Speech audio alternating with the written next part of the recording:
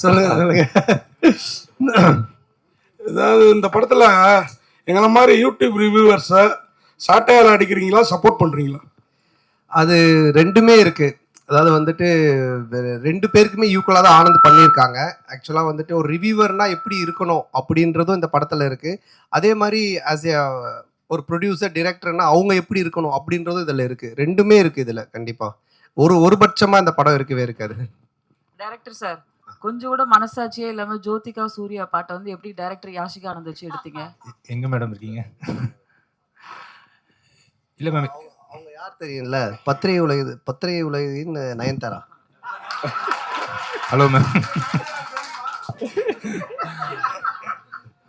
Ma'am, இது வந்து GVM sir already இன்டர்வியூவில் சொல்லியிருக்காங்க. எங்களுக்கு எங்கள் படத்தோட ப்ரீ ரிலீஸ் ஃபங்க்ஷன் முன்னாடி அவர் வேற ஒரு இன்டர்வியூவில் கூட சொல்லியிருக்காங்க. ஆக்சுவலாக ரொம்ப என்ஜாய் பண்ணி பண்ணார். இது வந்து ஸ்க்ரீன் பிளேக்குள்ள ஒரு சீக்வன்ஸ். இது ஆக்சுவலாக இது வெறும் காமெடிக்காக மட்டும் எடுக்கல. இது ஸ்க்ரீன் பிளேவாகவே இது தேவைப்படுது. ஸோ நாங்களே கொஞ்சம் ஹெசிடேட் பண்ணி தான் சார்கிட்ட கேட்டோம். பட் அவர் ரொம்ப ஸ்போர்ட்டிவாக இது பண்ணி தான் அவன் நல்லா இருக்கு இது அப்படின்னு சொல்லி பண்ணார். நீங்கள் தேட்டரில் பாருங்கள், பார்த்தீங்கன்னா உங்களுக்கு எதுக்காக பண்ணுன்றது ரிவீல் ஆகும் கண்டிப்பாக. Sir congratulations.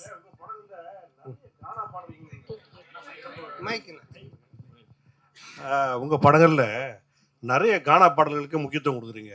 அதுக்கு என்ன காரணம்? அதுக்கு இந்த ஹீரோக்களில் நீங்கள் ஹீரோவாக ஆயிட்டீங்க. அந்த மாதிரி இந்த இன்ட்ரோடக்ஷன் சாங்ஸு அந்த மாதிரிலாம் நீங்கள் இம்பார்ட்டன்ஸ் கொடுக்காம மெயினாக கானா பாடலுக்கு முக்கியத்துவம் கொடுக்குறதுக்கு என்ன காரணம்? இல்லை தம்பி டைரக்டரும் அதுக்கு ஒரு முக்கிய காரணம். இவர் வந்து ராயபுரம், ஆனால் சொந்த ஊர் திருநெல்வேலி. அதனால பைல்வான் ரங்கநாதன் நடிக்க வச்சிருக்கான் படத்தில், அவங்க ஊருக்காரங்க அப்படின்னு சொல்லிட்டு. ஸோ அது மாதிரி அவங்க ராயபுரம். ஸோ இதுக்கு முன்னாடி நான் பண்ண கானா படம் பார்த்தீங்கன்னா ஜான்சன், அவன் வந்துட்டு வியாசார்பாடி. ஸோ இவங்க எல்லாருமே இன்புட்ஸ் கொடுக்கறதா, என்னோட இன்புட்ஸ்ன்னு கிடையாது. ஸோ அவங்க என்ன சொல்றாங்களோ அதை நம்ம கேட்டு பண்றது தானே. அந்த பாரிஸ் அதுதான் அதோட ஃபுல்லா கானா படம். ஆமா, அந்த டைரக்டர் வந்துட்டு வியாசார்பாடி. ஸோ இவர் ராயபுரம். இன்னும் நான் வந்துட்டு இது மின்ட் தாண்டவே இல்லை. சந்தானம் சார் ஒரு நிமிஷம். மணி சார், எப்போதுமே எல்லாருமே நிறைய வசூல் வரணும், திருப்பதியில போய் வந்து நம்ம வந்து சாமி கும்பிடணும் அப்படிம்பாங்க. இந்த படத்துல நீங்க திருப்பதி கோவிந்தாவை கிண்டல் பண்ணிருக்கீங்கன்னு சேலத்துல வந்து நிறைய வக்கீல்கள் வந்து புகார் கொடுத்துருக்காங்க. அந்த கோவிந்தா கோவிந்தா பாட்டு வந்து உண்மையிலே கடவுளை கிண்டல் பண்ணிருக்குதா? அவங்களுக்கு என்ன பதில்? அதான் இல்லை, அது வந்து கிண்டல் கிடையாது. அதாவது நிறைய பேர் நிறைய விஷயங்கள் சொல்லுவாங்க, ஓகேங்களா. இப்போ பார்க்குறவங்க எல்லாரும் அவங்களோட சஜஷன் சொல்லுவாங்க, இது சரியில்லை, அது மாற்றணும், இது பண்ணணுன்ட்டு. பட் அது எல்லாத்தையும் நம்ம எடுத்துக்க முடியாது, அப்படி வாழவும் முடியாது. கோர்ட் என்ன சொல்லுது, அப்புறம் சென்சார் சர்டிஃபிகேட், அவங்க சில ரூல்ஸ் அண்ட் ரெகுலேஷன்ஸ் வச்சிருக்காங்க. அவங்க சொல்றது மட்டும் தான் தமிழ் சினிமாவில் பண்ண முடியும். ஒரு கோர்ட் சொல்றதா நம்ம செய்ய முடியும். போறவங்க வரவங்க சொல்றதெல்லாம் நம்ம கேட்டு எதுவும் செய்ய முடியாது. ஆமாம், சென்சாரில் வந்து அவங்க பார்த்துட்டு என்ன கரெக்ஷனாக சொல்லியிருக்காங்க, அதையும் நாங்கள் பண்ணியிருக்கோம். ஸோ அதனால் கரெக்டான ஒரு விஷயம்னா அது ஒன்று சட்டம், கோர்ட், இல்லைன்னா சினிமாவுக்கு சென்சார். இதை தவிர போகிறவங்க வரவங்கலாம் சொல்கிறாங்க, நம்ம என்ன பண்ண முடியும்? அது அவங்களுடைய கருத்து. சந்தானம். ஆமாம், அதில் நீங்கள் இப்போ பார்த்தீங்க அந்த பாட்டில் வந்துட்டு அந்த பாட்டு வரும், நடுவில் இவனோட கேரக்டரை பற்றி வரும். ஆனால் இதுக்கு அந்த பாட்டுக்கும் சம்மந்தம் இருக்காது. இப்போ நம்ம பெருமாளை பற்றியோ இல்லை கோவிந்தாவை பற்றியோ நம்ம கிண்டலாக பண்ணி தான் சொல்லலாம். அது எனக்கு வந்து நான் வந்து திருப்பதிக்கு போய் இப்போ இந்த ரிலீஸ் பண்ணி கூட நாங்கள் போகிறோம். நாங்கள் வந்து வருஷம் எல்லா படத்துக்குமே நானும் ஆனந்தம் கீழே இருந்து மேலே நடந்தே போவோம். இப்போ இந்த தடவையும் போகிறோம். நான் பெருமாளுடைய பக்தர். எனக்கு பெருமாள் ரிலீஸ் பண்ணி நான் போய் வேண்டிப்பேன். அவருடைய பாட்டு ஃபஸ்ட்டு வரணுன்றது என்னுடைய ஒரு ஆசையாக இருந்துச்சு. அதை தான் நம்ம வச்சிருக்கோமே தவிர. ரெண்டாவது உங்களுக்கு தெரியும், நான் வந்துட்டு கடவுள் நம்பிக்கை உடையவன். இன்னைக்கு டிஷர்ட் கரு போட்டுக்கிறனால கேட்குறீங்களா? ஸோ அதனால் நான் வந்து கடவுளை கிண்டல் பண்ணியோ கடவுள் இது பண்ணலாம் இது பண்ணவே மாட்டேன். அது உங்கள் எல்லாருக்குமே தெரிஞ்ச விஷயம். அதனால் அது வந்து என்னுடைய மன திருப்திக்காக வச்சது. அதுவும் சரியான முறையில் இருக்கு. சந்தானம் சார், சந்தானம், நீங்கள் தமிழ் படைப்பாளி, பாட்டாளி, நல்ல தமிழ் பேர் வச்சிருக்கலாமே. இதுக்கான ஆக்சுவலாக வந்துட்டு இது தில்லுக்கு துட்டு 1லேருந்து ஆரம்பித்த சீக்வல்னு. இது தில்லுக்கு துட்டு 1, தில்லுக்கு துட்டு 2, அதுக்கப்புறம் டிடி ரிட்டர்ன்ஸ். ஸோ இப்படி எல்லாமே அதில் வந்ததுனால அதனுடைய சாயல் இருந்தால் ஈஸியாக ஆடியன்ஸ் கொஞ்சம் ரீச் ஆகும் அப்படின்றதுக்காக தானே தவிர, இல்லைன்னா நீங்கள் சொன்ன மாதிரி இப்போ நம்ம நல்ல ஒரு தமிழ் பேர் இதுக்கப்புறம் வைக்கலான்னு. சந்தானம் சார், இங்க சொல்லுங்க. இப்போ ஒரு வாரமா வந்து எல்லையில் வந்து பதற்றம் இருக்கு. எதிர்பாராத பல நிகழ்வுகள் நடந்திருக்கு. இந்த நிகழ்வுகளால சில படங்கள் ரிலீஸ் ஆன படங்களை வந்து நிறுத்திட்டு புஷ் டேட்ஸ் ஆல்சோ. பலர் வந்து ரிலீஸ் பண்ணலான்றதை வந்து புஷ் பண்ணுறதுக்கான முயற்சியும் எடுத்திருக்காங்க. உங்களுக்கு அந்த மாதிரி ஏதாவது அன்சர்டனிட்டிஸ் இருந்ததா? போன வாரம் ஏதாவது மாற்றுதல் பிளான் பண்ணியிருந்தீங்களா? என்ன? ஆமாம், நிச்சயமா இருந்துச்சு. அது நான் ப்ரொடியூசர் ஆர்யாட்டையும் நான் வந்து டிஸ்கஸ் பண்ணோம். ஆர்யாவும் பேசிகிட்டு இருந்தாங்க. ஆனால் அதுக்கப்புறம் அது நல்ல முறையில் கடவுள் அருளால் சுமூகமாக அது இப்போ முடிஞ்சு ட்ரம்ப் அந்த ஒரு ட்வீட் பண்ணதுக்கு அப்புறமா அவர் சொன்னதுக்கு அப்புறமா இப்போ சால்வ் ஆனதுனால சரி ஓகே அகைன் நம்ம வந்துட்டு ப்ரொசீட் பண்ணலாம் அப்படின்ற ஸ்டெப் தான் எடுத்திருக்கோம். மேபி பதட்டமாக இருக்குது, இன்னும் மோசமாக போயிட்டு இருக்குன்னா நிச்சயமாக நாங்களும் அதை இது எல்லாத்தையுமே ஸ்டாப் பண்ணலான்னு அவர்கிட்டே சொன்னோம். நிக்கில் முருகன்கிட்டே நாங்கள் என்ன சொன்னோம்னா, இல்லை சார் நம்ம ப்ரெஸ் இதெல்லாம் ஸ்டாப் பண்ணிடலாமா இன்னும். அப்புறம் மார்னிங் அந்த ஒரு நியூஸ் பார்த்துட்டு தான் அதுக்கப்புறம் சரி நம்ம ப்ரொசீட் பண்ணலான்னு பண்ணோம். சார் ஒரு நிமிஷம். கார்த்திக்கு முந்திக்கணும். நீங்க தான் ஃபர்ஸ்ட் மைக் வாங்குனீங்க. இப்போ மைக் அவங்க கேட்க போறாங்க. அவங்க கேட்டு முடிச்சு கேட்க போறாங்க. உங்களுக்கு ஒரு நிமிஷம். அப்ப மைக் கேளுங்க. மைக் வாங்கிட்டு கேளுங்க. நீங்க என்ன கேளுங்க. அவங்களுக்கு கேட்க கூடாது, என்ன கேட்கணும். நீங்க என்ன கேளுங்க. மைக் என்ன கேளுங்க, நான் கொடுக்குறேன் உங்களுக்கு. கேளுங்க. இல்ல கேளுங்க. கேட்க வேணாம்னு சொல்லவே இல்லையே. மைக்க வாங்கிட்டு கேளுங்கன்ற அவ்வளவுதான். 31 வருஷமா உங்களோட சேர்ந்து பத்திரிகையாளனா இருக்கேன். கேள்வி கேட்க நீங்க கத்து தரீங்களா? நான் கத்து கொடுக்கலங்க. கேள்வி கேளுங்க. மைக்க சரி வாங்கிட்டு சரி கேளுங்கன்றோம். சார் கார்த்திக் சார் நீங்கள் வாங்க கேளுங்க. இதுக்கு ரிலேட்டட்னா அந்த அம்மாட்ட கேட்டா நான் தான் அதாவது கேளுங்க விடுங்க சொல்லுங்க. அந்த மிலிட்டரி வீரர்களுக்கு நன்றி தெரிவிக்கிற விதமா தான் 2 பேரும் மிலிட்டரி கெட்டப்ல வந்திருக்கீங்களா? ஓ, அவர் எவ்வளவு காமெடியா ஜாலியா கேட்கிறாரு. கேட்க வேணாம்னு சொல்லவே இல்லையே. இல்ல ஆக்சுவலா வந்து அவர் அந்த படம் அந்த மாதிரி அது என்னன்னு தெரியல எனக்கு, அவர் வச்சிட்டு இருக்காரு. நான் இந்த படத்தோட கண்டினியூஷனுக்காக அந்த மாதிரி கட் பண்ணியிருக்கேன். சார் கேமியோ ரோல் யாரும் பண்றீங்களா? இல்ல இப்போதைக்கு அந்த ஐடியா இல்ல. அப்படியே இருந்தாலும் இப்ப சொல்ல மாட்டோம் இல்லைங்களா? இல்ல இந்த படத்துல யாரும் இருக்காங்களா? இந்த படத்துல அதான் அது இப்ப சொல்ல முடியாது. அப்படியே இருந்தாலும் ஏன்னா படத்துல ஒரு சர்ப்ரைஸ் எலிமெண்ட் தானே அது இருக்கும். ஆனா அப்படின்னு எதுவும் இல்ல. அப்படி இருந்தாலும் சொல்ல மாட்டோம். டைரக்டர் சார், இன்னொரு மைக் கொடுமா. போஸ்டர்ல ஹீரோயினையும் கஸ்தூரி மேடத்தையும் காணோம், என்ன காரணம்? இன்னைக்கு இது நிறைய போஸ்டர் டிசைன்ஸ் பண்ணோம் சார். ஸோ இதுல இன்னைக்கு 15th வந்துடும் சார் கஸ்தூரி மேடம் போஸ்டர். அவரு பிரச்சனை அவருக்கு. டைரக்டர் அண்ட் சந்தானம் சார், இந்த படத்தில் வந்து பார்த்தீங்கன்னா போகிற போக்கில் நெல்சன் சாரையும் கலாச்சிட்டாரு. அப்படியே காக்கா அந்த இதையும் சீனியும் எடுத்திருக்கீங்க. ஸோ இது ரெண்டுமே ஒத்துக்கிட்டாங்களா? அதே போல் இந்த படம் முடிஞ்ச உடனே சந்தானம் சார் இந்த படத்துக்கு ரிவ்யூ பண்ணுவாரா? கண்டிப்பா அவரு படத்துல ரிவ்யூ வருதானே. இது யாரையும் கலாச்சி பண்ணல. இது ஒரு ஃபேண்டசி வேர்ல்டுக்குள்ள ஒரு கிங்ஸ்லியாவே இருக்காரு. ஸோ அதை சொல்றதுக்கு ஒரே ஒரு பாயிண்ட் அவர் டைரக்டர் நெல்சன் தான். ஸோ அதனால தான் அது மாதிரி ஒரு டைலாக் பண்ணோம். இல்லை அதுலேயே சொல்லியிருப்பாரு, டேய் நீ நெல்சன் படத்தை ப்ராடக்டரா, நெல்சன் ஒரே மாதிரி கொண்டு போவாரா, நீ ஏன்டா மாத்துற அப்படின்ற மாதிரி ஒரு இதை போட்டிருப்பாரு. அதனால தான் கேட்டோம். நெல்சன் எதுவும் இது அப்ஜெக்ஷன் தெரிவிக்கலையா? இல்ல இப்போ என்னன்னா ஒரு டைரக்டருக்குன்னு ஒரு ஸ்டைல் இருக்கு ஓகேங்களா. இப்போ வந்துட்டு இவர் படம்னா இந்த மாதிரி இருக்கும் அப்படின்ட்டு. ஸோ ஆனந்த் படம் அப்படின்னாலே நிறைய கொஞ்சம் கிண்டல் அந்த ஒரு சட்டையர் அண்ட் ஸ்பூஃப் இருக்கும். சில படத்தோடைய ரெஃபரன்ஸை வச்சு அவர் கிண்டல் அடிப்பார். அப்புறம் சில பேரோட கேரக்டர்ஸ் வச்சு பண்ணுவார். ஆனால் அது எல்லாமே ஒரு ஃப்ரெண்ட்ஷிப்பில் எல்லாரும் தெரிஞ்சவங்க அவங்கக்கிட்ட எந்த ஒரு பாதிப்பும் வராதுன்னு தெரிகிறது மட்டும்தான் பண்ணுவோம். இல்லைன்னா அது பண்ணுறது கிடையாது.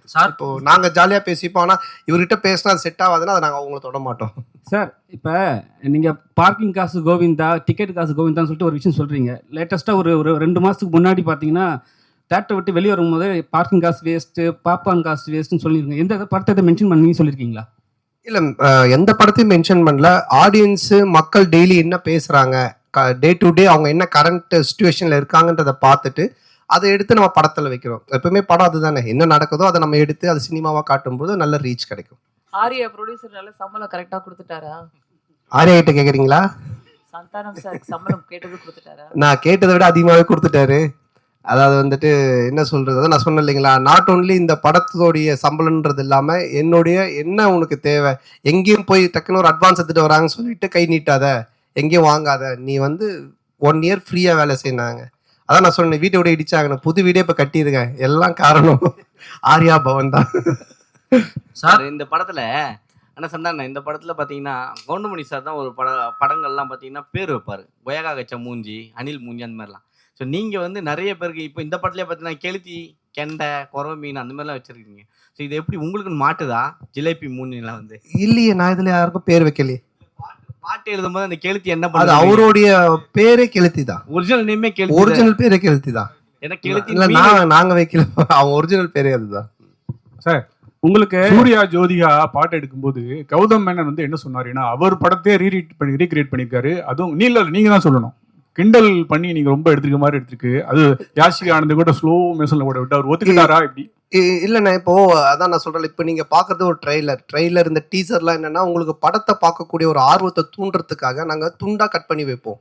அவரு முன் கதை என்ன பின் கதை எதுவுமே தெரியாது. அப்ப அதை பார்க்கும்போது உங்களுக்கு ஒரு ஒரு ஒரு என்ன சொல்றது, இது என்னவா இருக்கும், இது என்ன அப்படின்னு ஒரு கொஸ்டின் கேட்கலாம். அந்த ஒரு வைரலுக்காக தான் அதை பண்றோம். பட் படமா நீங்க பார்த்துட்டானுங்க அது ரொம்ப கிளியர் பிக்சர்ல கரெக்டா வரும். 1000 தான் சொல்லுங்க. அந்த பாட்டை பார்க்கும்போது சூர்யா ஜோதிகா கோவம் வராதா? சூர்யா ரசிகர்களுக்கு கோவம் வராதா? நீங்க எவ்வளவு கிண்டல் பண்ணிருக்கீங்க? இல்ல இது கிண்டலாவே வராதுண்ணா. இப்ப என்னன்னா அவரு அந்த படத்தோட இயக்குனர், அவரு அதை பண்றாரு. அது ஏன் பண்றாரு, அதுக்கு ஒரு காரணம் இருக்கு. அந்த காரணத்தை சொல்லும்போது கண்டிப்பா தப்பா இருக்காது. நிறைய படத்துல நிறைய ரெஃபரன்ஸ் வைக்கிறாங்க. அது கரெக்டா அந்த கதையோட ஒத்து வந்தா ஓகே. திடீர்னு துண்டா சும்மா வெறுப்பேற்றதாக வச்சுன்னா தப்பா இருக்கும். அண்ணா உங்களுக்கு வந்து ஆர்யாவை ரொம்ப பிடிக்கும். இப்போ ப்ரொடியூசரா நல்லா பிடிச்சிருக்கா, நண்பரா பிடிச்சிருக்கா? ஆர்யாவையா? இல்ல ரெண்டுமே தான். ஏன்னா நண்பனா இருந்ததுனால தான் அந்த ப்ரொடியூசரா மாதிரி 2 பேருமே வந்துட்டு என்ன சொல்றது, ப்ரொடியூசரா இருக்கும்போது சில நேரத்துல சண்டை வரும், நண்பனா இருக்கும்போது சண்டை வராது. அடிக்கடி கோச்சுப்பான். அது மாதிரி வந்துட்டு இது நான் சொன்ன இது மாதிரி பண்ணவே இல்லை, இது பாரு இப்படி ஆயிடுச்சுன்னு. ஃபர்ஸ்ட் டே ஷூட்டிங்கே கால் பண்ணி நான் வந்து உனக்கு காமெடி சூப்பர் ஸ்டார் நான் சும்மா தான் பேர் வச்சேன், நீ நிஜமாலே பண்ணிட்டு இருக்க அப்படின்னா. ஏன் என்னென்ன வேட்டையன் ஷூட்டிங்ல எவ்வளவு செலவு தெரியுமா அப்படின்னா, தெரியாது மச்சான் இவ்வளவு செலவு அப்படின்னா. நம்ம ஷூட்டிங்ல எவ்வளவு செலவு தெரியுமா, எவ்வளோன்னா அதே செலவு, அதே 200 பேர், அதே இது. நான் உனக்கு காமெடி சூப்பர் ஸ்டார் பேர் வச்சா சூப்பர் ஸ்டாருக்கு இவ்வளோ நீ செலவு பண்ணுவியா அப்படின்னு சொல்லி கோச்சிக்கிட்டான். அப்புறம் நான் சொன்னேன் இல்லை மச்சா இது மாதிரி இதெல்லாம் தேவைப்படுது அப்படின்னு. அதுக்கப்புறமா ரொம்ப சண்டை ஆயிடுச்சுன்னா டக்கு நான் என்ன பண்ணுவேன்னா ஒரு 2 நாள் ஈஷாக்கு போயிடுவேன். உடனே ஃபோன் அடிப்பான், அங்கே அடிச்சிட்டு இல்லை சத்குருட்ட காசு வாங்கி கொடு அப்படின்வான். ஐயா அவர்கிட்ட எப்பறம் காசு வாங்கி தர முடியுன்னு, நீ அங்கே தானே போற, எனக்கு காசு வாங்கி கொடுத்துட்டு போ, அவர் பேர் போட்டு ப்ரொடியூசர் அப்படின்வான். சரி மச்சா வந்து ஸோ ப்ரொடியூசர் அது மாதிரி இடி சண்டை வரும். நண்பனா இருக்கும்போது எதுவுமே இருக்காது, ஃபுல்லாக ஜாலியாக. ஆமா கொஞ்சம் அடிக்கடி நடக்கும். சார் போன மேடையில் அவங்கள கடவுளா பார்த்து காலில் விழுந்தாரு கூல் சுரேஷ். இந்த படத்துல இருக்கிறாரா? காணும். இல்ல இந்த படத்துல இல்ல. கடவுளை கொஞ்சம் அவருக்கு தரிசனத்தை கொஞ்சம் தள்ளி வச்சிருக்கோம். சார் இங்க சொல்லுங்க. ஒரு பாட்டுல வந்து பாத்தீங்கன்னா படம் போட்டு 1 மணி நேரம் கழிச்சு வர்றாங்க, ஓசி டிக்கெட்ல வராங்கன்னு சொல்றீங்க, அதை யாரை சொல்றீங்க? இல்லை இப்போ நிறைய பேர் வந்துட்டு பார்த்தீங்கன்னா பப்ளிக்ல வந்துட்டு இஷ்யூ பண்ணுறாங்க, ஏதோ ஒரு டிக்கெட்ஸ் கொடுக்குறாங்க, இல்லை ஃபேன் ஷோ போடுறாங்க, ஏதோ ஒன்று பண்ணுறாங்கன்னு வச்சுக்கோங்க. அதில் கும்பலில் சில பேர் வராங்க, வந்துட்டு அவங்கெல்லாம் சில விஷயங்கள்லாம் பேசுகிறாங்க. அது வந்துட்டு நாளைக்கு பார்த்தீங்கன்னா வைரல் ஆகுது. அது நிறைய என்ன சொல்கிறது ரிவ்யூஸ் ஷோஸில் நீங்கள் பார்த்தீங்கன்னா இருக்கும். ஸோ இப்போ இதை வந்துட்டு வைரலாக நிறைய பேர் பேசுகிறாங்க, கமெண்ட்ஸில் சொல்கிறாங்க, இவன் ஓசி டிக்கெட்டில் வந்தவன்பா, இவன் பார் லேட் அண்ட் டாச், இதெல்லாம் வந்து கமெண்ட்ஸில் வர்றது. அது எல்லாத்தையும் எடுத்து தான் அந்த லிரிக்கெல்லாம் கெளுத்தி எழுதுனது. ஸோ எழுதும்போது எனக்கு நல்லா இருந்துச்சு, நாங்கள் கேட்டோம், இதெல்லாம் லைவ்ல இருக்குன்னா சரி ஓகே பண்ணிட்டோம். ஏன்னா நீங்க இந்த படத்துல எப்படி ஓசி டிக்கெட் வாங்கி படம் பாக்குறீங்களா இல்ல தியேட்டர்ல போய் வாங்கி படம் பாக்குறீங்களா? நான் கொஞ்சம் ஓசி டிக்கெட் தான், ஏன்னா ரிவ்யூ பண்றோம் இல்லைங்களா, அப்போ ரிவ்யூ பண்ணும்போது எங்களுக்கு ஒரு ஷோ போடுவாங்க, அப்போ போவோம். அதனால தான் என்ன வச்சு அதை கலாச்சி பண்ணியிருக்காங்க. ஆனால் சந்தானே இந்த வருஷம் பார்த்தீங்கன்னா உங்களுக்கு அதிகமாக உங்கள் நட்பு சைடில் வந்து இழப்புகள் 2 இழப்புகள், சேஷ் அண்ணன் இன்னொன்று ஆண்டனி. ஸோ இந்த படத்தில் சேஷ் இருந்தால் எப்படி இருந்திருக்கும்? ஏன்னா இப்போ இல்லை. ஸோ ஒருவேளை சேஷுக்கான ஏதாவது சீக்வன்ஸ் ஏதாவது வச்சுருந்தீங்களா? அது இல்லாமல் டிடின்ற இதுக்கு வழக்கம் போயிட்டுருக்கு. இல்லை இருக்கு, அதாவது வந்து எங்கள் டீம் எல்லாருக்குமே தான் நாங்கள் எழுதுவோம், அதில் இருந்துச்சு. ஆனால் பட் காலத்தின் இது அவர் இல்லை. பட் எல்லாருக்குமே எங்கள் டீமில் எல்லாருமே வச்சு தான் எழுதுவோம். அந்த இப்போ கம்ஃபர்ட் ஜோனுன்னு ஒரு சில ஹீரோஸ் இருக்காங்க, அதே டேரக்டர் அதே டீமோட. இந்த ஹீரோஸ்க்கு வந்துன்னா உங்களோட டீம் பண்ணால் கரெக்டாக இருக்கும். இதை நீங்கள் எப்படி பார்க்குறீங்க? உங்களுக்கு இதே மாதிரி தான் ஃபஸ்ட்டு பார்ட் 1, இப்போ 2, இதுக்கு அப்புறம் 3 பண்ண போகிறேன்னு சொன்னீங்க. ஸோ இதை தாண்டி நீங்கள் சந்தானமாக ஒரு ஆக்டராக, இப்போவுமே ஆக்டராக இதை தாண்டி ஒரு லெவலுக்கு வர வாய்ப்பு இருக்கா? இல்லை இப்போ என்னென்னா படம் பார்த்தீங்கன்னா ஃபர்ஸ்ட் மாதிரிலாம் ஒரு படம் பண்ணோம் டக்குன்னு இன்னொரு கதை அப்படின்லாம் கிடையாது. ஏன்னா இன்னைக்கு ஓப்பன் மீடியாவாகி போச்சு. ஓடிடி பிளாட்ஃபார்ம் வந்தோடனே ஹாலிவுட் படத்துலேருந்து எல்லா படங்களுமே ஆடியன்ஸ் எல்லாத்தையுமே பார்க்குறாங்க. ஸோ ஒரு டைரக்டரோட ட்ராவல் பண்ணி ஒன்று சிங்க் ஆகி ஒன்று வந்து செட் ஆகிறதுக்கு மினிமம் ஒரு 2-3 படம் ஆகுது. அதனால தான் டக்கு டக்குன்னு மாற்றி போக முடியல. ஏன்னா என்னோட சிங்க் அவருக்கு தெரியணும், அவருடைய சிங்க் எனக்கு தெரியணும். அதுக்காக தான் அது மாதிரி ட்ராவல் பண்ணுறமே தவிர மற்றபடி. சந்தனம் சார் இங்கே தான் திரும்பி ரைட் ஹியர். உங்களுடைய நட்பு வந்து சிம்புவோட வந்து எல்லாருக்கும் தெரிஞ்ச விஷயம். அண்ட் அவர் வந்து ஒரு ரிக்வெஸ்ட் வச்சிருக்காரு உங்ககிட்ட, நீங்க மறுபடியும் காமெடியனாவும் படம் வந்து நடிக்கணும் அப்படின்ட்டு. அந்த ரிக்வெஸ்ட்டை எவ்வளவு தூரத்துக்கு நீங்க எடுத்துக்கிட்டு இருக்கீங்க?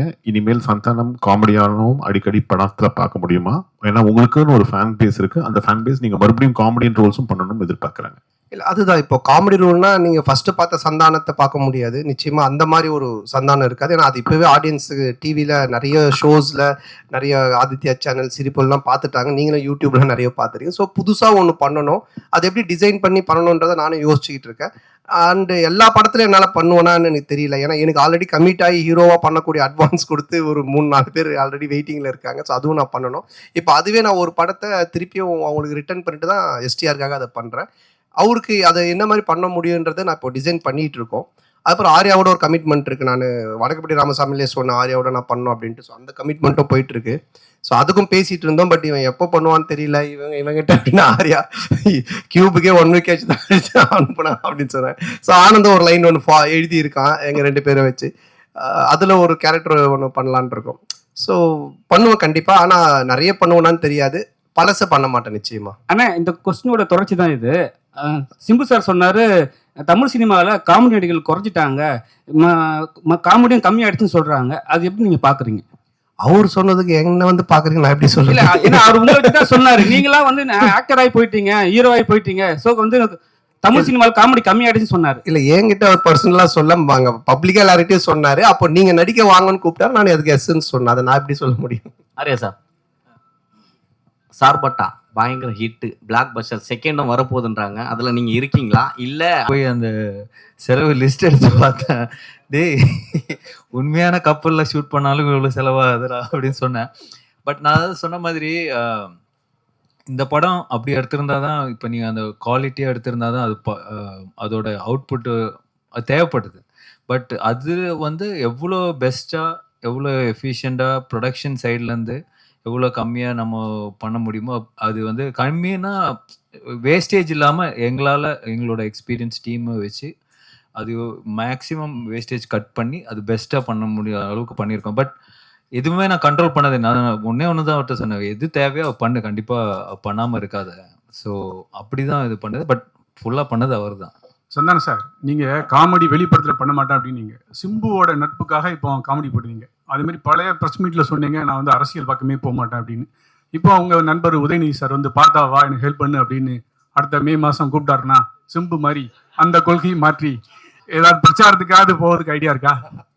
சரி, அரசியலை பொறுத்த வரைக்கும் சார், யார் கூப்பிட்டாலும் யார் இது பண்ணாலுமே ஒரு விஷயம் தான் நான் வந்து தெளிவாக சொல்றது என்னன்னா, நீங்க உழைச்சா உங்களுக்கு சாப்பாடு, நான் உழைச்சா எனக்கு சாப்பாடு. இதை தவிர வேற எதுவுமே கிடையாது. பட் நட்பு ரீதியாக சில விஷயங்கள் இருக்கு. இதெல்லாம் பண்ண முடியும், இதெல்லாம் பண்ண முடியாது. இப்போ நான் சிம்பு சார் எஸ்டிஆர்ல என்ன கூப்பிட்டாலும் இப்போ அவர் வந்து சந்தானத்துக்கு கம்ஃபர்டபுளாக என்ன காமெடி பண்ண முடியும், அவருக்கு என்ன செய்ய முடியும் கேரக்டரா அப்படின்ற அந்த ஃப்ரீடம் எனக்கு கொடுத்துருக்காரு. அதையே அதையே பண்ணணும் அப்படின்னு அவர் என்ன ஃபோர்ஸ் பண்ணல, இல்லை அந்த மாதிரி ஒன்று சொல்லலை. அது மாதிரி உதய் சார் கூப்பிட்டாலும் அதுக்குன்னு சில எனக்கு இந்த கம்ஃபர்டபுள் ஓகே, இதை நான் பண்ண முடியும், நான் வந்து சொல்ல முடியும், இதெல்லாம் எனக்கு ஓகேனா நான் நிச்சயமாக போய் பண்ணுவேன். சார் சந்தானம் சார், அடுத்த வாரம் பார்த்தீங்கன்னா நீங்கள் நடித்த படம், சூரி நடித்த படம், யோகி பாபு நடித்த படம், உங்களுக்குள்ளாரே ஒரு போட்டி வந்துடுச்சு.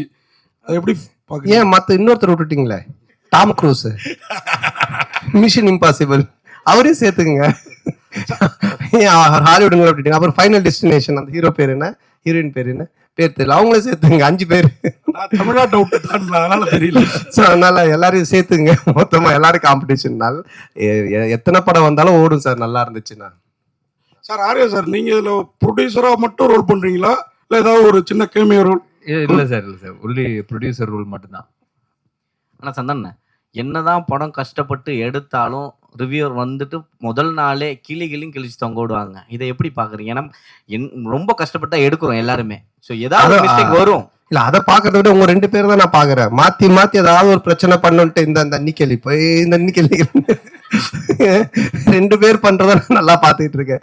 சரி, அப்படிலாம் கிடையாது. நல்ல படம் வந்தா நல்லது, நல்லா இருக்குன்னு தான் சொல்றாங்க. ஓகேங்களா? ஸோ வந்துட்டு இப்ப இவர் ப்ளூ சட்டை மாறனே பாத்தீங்கன்னா எல்லா படத்தையும் அவர் கழிவு ஊத்துறது இல்லை. நல்ல படத்தை நல்லா இருக்குன்னு தான் சொல்றாரு அவரு. இந்த மாதிரி எல்லாம் நிறைய ரிவ்யூஸ் வந்து நல்லா இருக்கிற படத்தை நல்லா இருக்குன்னு சொல்றாங்க. அதனால இது நல்லா இருந்துச்சுன்னா நல்லா இருக்குன்னு சொல்ல போறாங்க, அவ்வளவுதான். தப்பு இருந்துச்சுன்னா நாங்க பார்த்துட்டு இது தப்பா இருந்தா உண்மையிலேயே நாங்க திருத்திக்க பார்ப்போம். தப்பு இல்லைன்னா அவரு அவர் ஏதோ சொல்றான்னு சொல்லிட்டு போவோம், அவ்வளவுதான். ஆனந்த் சார், தொடர்ந்து சந்தான சாருக்கே ஸ்கிரிப்ட் பண்ணிட்டு வந்திருக்கீங்க. செகண்டு அடுத்ததும் சந்தான சாருக்கே தான் லைன் சொல்லியிருக்கீங்கன்னு சொல்றாங்க. அடுத்து வெளியே வரதுக்கான வாய்ப்பு இருக்குமா? வேற ஹீரோக்களுக்கு பண்றதுக்கான வாய்ப்புகள்? இல்லை, கண்டிப்பாக பண்ணணும். அப்படிதான், அதுதான் ஃபர்ஸ்ட் ஆர்யா சார் வச்சு ஒரு ரிஹர்சல் பார்க்கலாம். இல்லை, ஆர்யா சார் சொன்னாங்க முன்னாடியே லைன் தான் சொல்லு, ரெடி பண்ணி சொல்லு அப்படின்னாங்க. ஸோ கண்டிப்பாக இது முடிஞ்சவொன்னே அடுத்து சாருக்கு தான். சந்தானம் சார், இந்த படத்துல கஸ்தூரிக்கு வந்து நீங்க பையனா நடிக்கீங்க, அவங்க அம்மாவா நடிக்காங்கன்னு ஒரே பேச்சா இருக்கு. அது எப்படி யோசிச்சு பார்த்தீங்க? கஸ்தூரி அம்மாவா செட்டில் நீங்க அம்மா அம்மா அப்படின்னு கூப்பிடும்போது அவங்க ஃபீலிங் எப்படி இருந்தது? கஸ்தூரி மேடம் சார் கேட்க சொன்னாரா? நான் கேட்டா வந்து ஏதாவது சொல்றாங்க, நீ கேளு. இல்லை, அதான் நீங்க இது படம் பார்த்தீங்கன்னா தெரியும். ஏன்னா வந்துட்டு அவங்களுடைய என்ன சொல்றது, அவங்கள வந்து அம்மாவா கூப்பிட்டு அவங்கள வந்து பண்ண வைக்கணுன்றது எங்களுடைய வந்துட்டு மோட்டிவேஷனே கிடையாது. ஏன்னா இப்போ எனக்கு ஒரு அம்மானா அவங்களுக்கு ஒரு ஏஜ் குரூப் இருக்கு, அதை கூப்பிட்டு தான் பண்ணுவோம். பட் இது ஒரு ரீசன் இருக்கு கதையில அப்படின்றது தான் நாங்கள் எக்ஸ்பிளைன் பண்ணோம். அதை கேட்டுட்டு அவங்களுக்கு ரொம்ப பிடிச்சி போச்சு. ஸோ அதனால தான் அவங்க அதை பண்ணாங்க. நீங்கள் படம் பார்க்கும்போது நீங்கள் கண்டிப்பாக கஸ்தூரி மேடமோட ஃபேனாக தான் இருப்பீங்க. அதனால வந்துட்டு நிச்சயமா அவங்கள 2 தடவை பார்ப்பீங்க. டேரக்டர் சார், அது மாதிரி அன்னைக்கு சந்தானம் சார் அந்த ஆடியோ ரிலீஸில் பேசுகிறப்போ அவருக்கு புக் காமெடி இருக்குது, முட்டராஜனுக்கு எலி காமெடி இருக்குது அப்படின்னு. சந்தானம் சாருக்கு என்னெல்லாம் காமெடி இருக்குது படத்தில்? சந்தானம் சார் தான் இந்த காமெடியோட ஃப்ளோவே டேக் ஓவர் பண்ணுறவர். டோட்டலாக உங்களுக்கு ஓப்பனிங் படம் ஆரம்பித்ததுலேருந்து இந்த படத்தில் தான் சொன்னேன், ஓஜி சாண்டா ரிட்டர்ன்ஸ்ன்ற மாதிரி. ஏன்னா ஓவரால் இந்த படத்தையே கேரி ஓவர் பண்ணுறது சந்தானம் சார் தான். அவரோட ஸ்க்ரீன் ப்ரெசன்ஸ்லேருந்து அவரோட லுக்கு, அவரோட பாடி லாங்குவேஜ் ரொம்ப ஃப்ரெஷ்ஷாக இருக்கும். உங்களுக்கு பார்க்கும் போது ஆடியன்ஸ்க்கும் சரி, எனக்கு அதான் எப்பயுமே சொல்லுவேன், எனக்கு ரொம்ப பிடிச்சது பார்த்தா காட்டுப்பூச்சி அந்த மாதிரி கேரக்டர்ஸ் பண்ணணுன்னு. ஸோ அதை பிரேக் பண்ணுவான் இந்த கிசா 47. கண்டிப்பாக என்ஜாய் பண்ணுவீங்க. சார் சந்தானம் சார், இந்த டிடி பிரச்சனை உங்களை விட்டு போகவே மாட்டுது. இந்த டிடி பிரச்சனைக்கு ஏதாவது தீர்வு இருக்கா? ஏன்னா உங்களுக்குள்ளேயே தான் நடந்துட்டு இருக்குன்னு ஒரு வார் போயிட்டு இருக்கு அப்படின்றாங்க. இல்லை, அது வந்துட்டு என்ன சொல்றது, ஒரு படம் ரிலீஸ் ஆகும்போது இப்போ பல பிரச்சனைகள் வரும். இப்போ அண்ணன் கேட்டாங்க தெரியல, சாங்கை பற்றி, டிடியை பற்றி வரும், அதை பற்றி வரும், போஸ்டரை பற்றி வரும். இது வந்து யூஸ்வலாக சினிமா நம்ம பண்ணும்போது எல்லாமே வரும். பட் ஒன்றே ஒன்று தான், எதுவுமே சட்ட ரீதியாக கோர்ட் மூலமாக ஒரு விஷயம் ஆனால் மட்டும்தான் அது பிரச்சனை. இல்லைன்னா மற்றெல்லாம் சும்மா வாய் பேச்சு. இப்போ நீங்கள் கூட 10 வார்த்தை கேட்கலாம். ஏன்னா நீங்களும் பிளாக் டிஷர்ட், நானும் பிளாக் டிஷர்ட், எது என்ன மாதிரி போட்டுருங்க கூட கேட்கலாம். பார்த்தீங்களா, கைட்டிட்டு வெறும் ஓட முடியாது, போக முடியும் நீங்கள் வீட்டுக்கு. ஸோ அந்த மாதிரி தான் அது. சட்ட ரீதியாக என்னவோ அதுக்கு பதில் தான் ஆன்சர் சொல்ல முடியும். வேற ஏதாவது கொஸ்டின்? அனைவருக்கும் நன்றி, வணக்கம். நன்றி, ரொம்ப நன்றி. படத்தை வந்து பாருங்க, தொடர்ந்து சப்போர்ட் பண்ணியிருக்கீங்க. இந்த படத்தையும் கொஞ்சம் சப்போர்ட் ஆஃப் பண்ணிட்டீங்களா இருக்கா இதெல்லாம்? கொஞ்சம் படத்தை சப்போர்ட் பண்ணுங்க. நன்றி, தேங்க்யூ.